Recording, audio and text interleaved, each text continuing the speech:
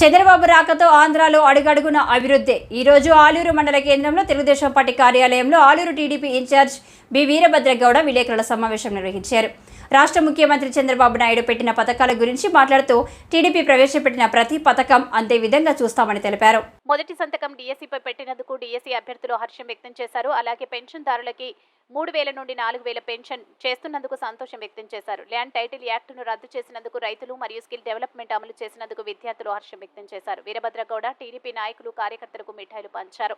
పార్టీలకు అతీతంగా పథకాలు అమలు చేస్తామని మరోసారి తెలిపారు. కార్యకర్తలకి అండగా ఉంటామని భరోసా ఇచ్చారు. ఈరోజు ఆ లబ్ధి పొందే వాళ్ళని కూడా ఇక్కడ 25 మందిని కూర్చోబెట్టుకుని మనం సంతకాలు పెట్టిన వివరాలన్నీ కూడా మీకు తెలియజేస్తున్నాం. ముఖ్యంగా ఆంధ్రప్రదేశ్ సీఎం మన నారా చంద్రబాబు నాయుడు గారు సింహాసనం అధిరోహించారు. హోందాతనంగా కూడా ఈరోజు ముందుకెళ్తున్నారు.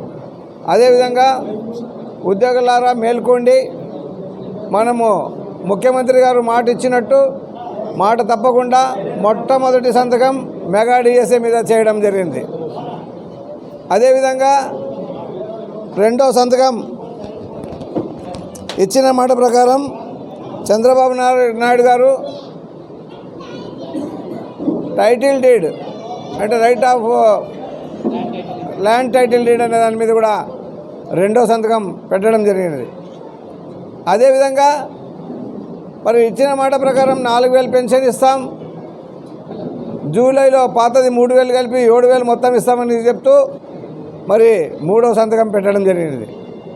అదేవిధంగా బడుగులకు ఇదివరలో ఉన్న అన్నా క్యాంటీన్లు రద్దు చేయడం జరిగింది.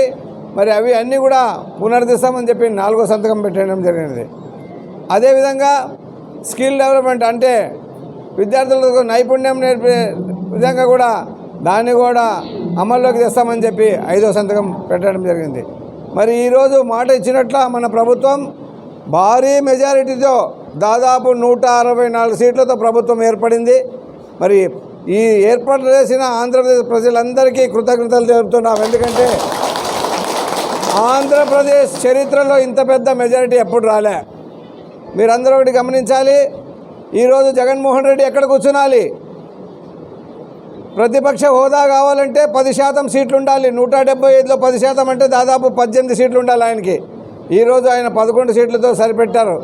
మరి ఇలాంటి తీర్పు ఇచ్చిన ఆంధ్రప్రదేశ్ ప్రజలకు మనమంతా ఎంతో రుణపడి ఉంటామని కూడా తెలియజేస్తున్నాం. అదేవిధంగా గేటు ముట్టనివ్వను, అసెంబ్లీకి రానివ్వను అని ప్రగల్భాలు పలికిన జగన్మోహన్ రెడ్డికి ఈరోజు వచ్చి అసెంబ్లీలో ఎక్కడ కూర్చుంటాడో ఒకసారి ఆలోచించాలి.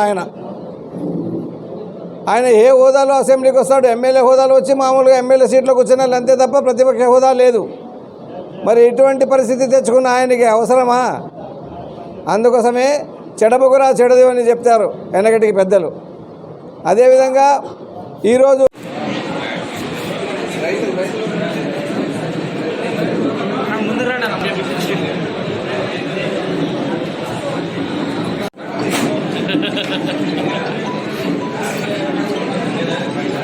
శిక్షణ